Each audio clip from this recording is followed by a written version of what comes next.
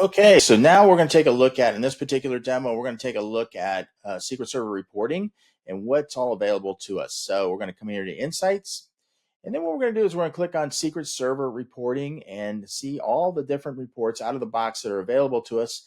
These reports can be either generated, or you can use the ones out of the box, or these are the generated reports, and then we can also create custom reports. I've created this access report here at the top.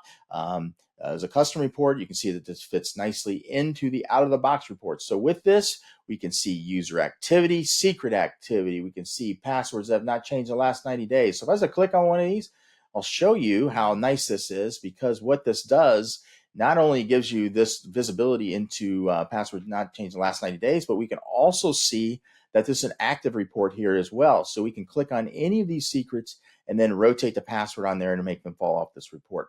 So that is reporting in a nutshell, and all the various out-of-the-box 50 reports that are available to you, all easily customizable, and we can also automate different reports into this section as well. So thank you for watching.